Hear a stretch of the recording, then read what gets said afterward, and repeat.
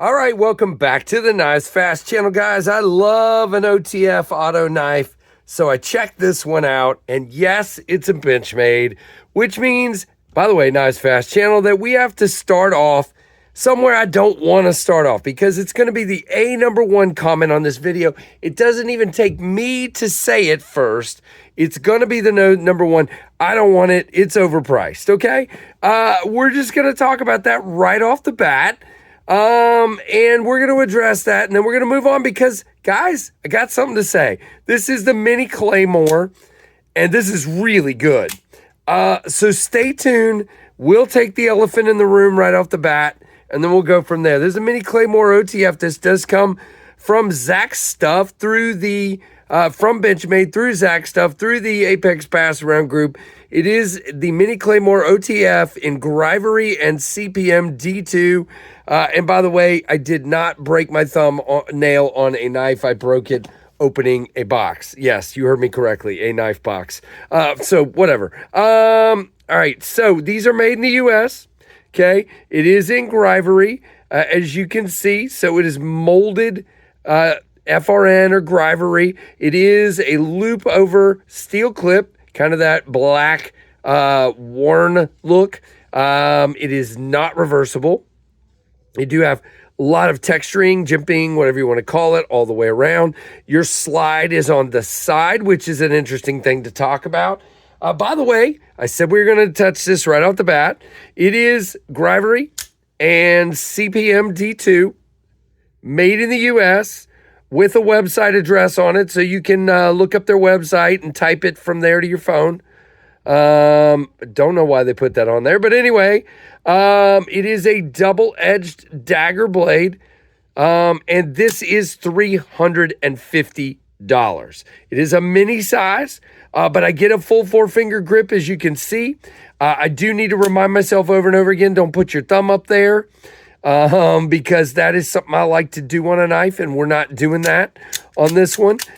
It is very responsive. I saw a video recently somebody did, I think it was Wayne Sharpworld on a Benchmade OTF, and they were like, wow, this is incredibly responsive. Look at that. This is a great blade. Now, I'm going to be careful. It does have a little bit of wiggle. Not a ton, but a little bit. It is very responsive. How does it cut? Now, again, you would start here, so we will definitely be able to pierce with it, and we can cut. Let's see. I think we can. Yeah, I mean, haven't done a lot of cutting with it because, again, it's not mine. There's your top edge as well. So it definitely cuts, but again, on this style of knife, your grind is going to be very obtuse as far as your bevel. So it's never going to be a super duper slicey, but if you're using it for a tactical use, it definitely has a very pokey stabby blade there. So you definitely got that. Now, 4-finger grip, as I said, perfect like this in that hammer fist. Good like this, kind of backed up like that. Definitely will work in that. And I am shocked at how responsive this is. It is wonderfully responsive and nice and very good in the hand. Again, do you feel the clip? 100%. Is it bad? No. Nice hardware. Everything matches on this one, which is not a normal thing with a lot of Benchmades for me. Don't like having black hardware and then a silver access bar. Drives me nuts. All right, let's talk specs. Now again, we will talk a little bit more about the pricing in a moment, so just stand by for that because I know you guys are still asking for my opinion on it. What do you think? Is it overpriced? Okay, we'll talk about that momentarily.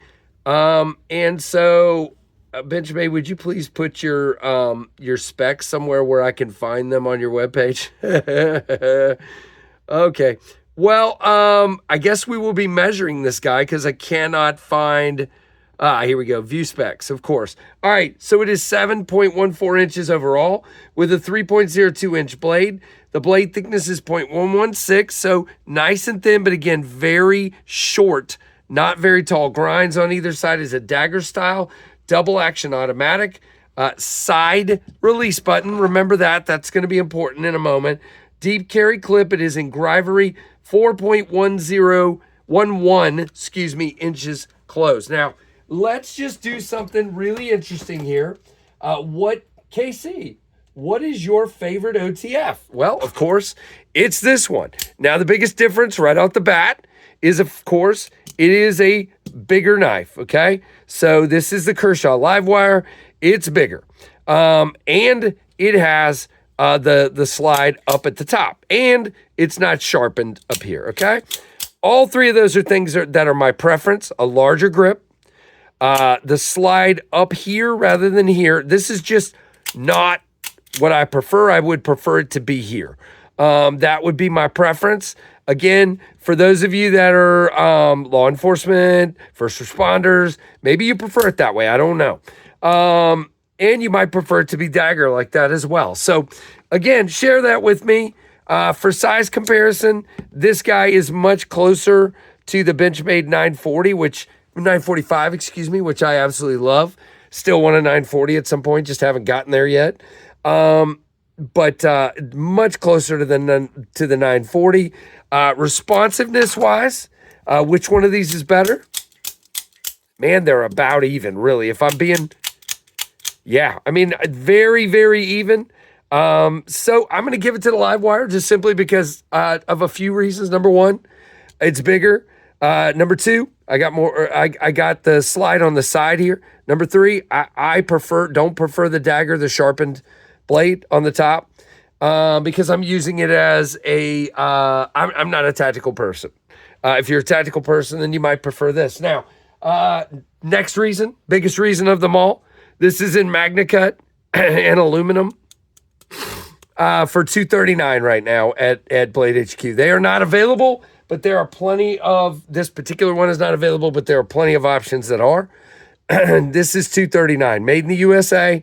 This is $350, made in the USA, with a D2 steel, which in this case does not bother me. We have a coated blade, so D2 does take a wicked edge.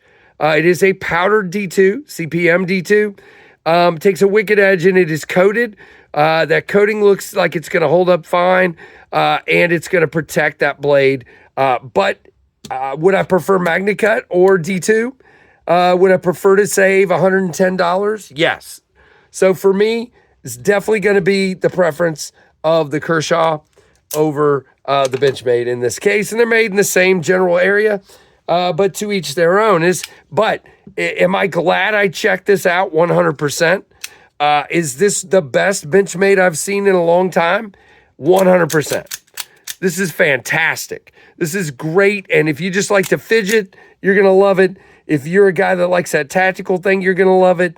I like it. Is it worth the $350? That's up to you. I'm not really going to make those decisions anymore for people. If I had the money and I really liked the knife, then I would buy it. And that's completely up to you. Is it a bit overpriced for the materials for me? Probably. Is it horribly overpriced?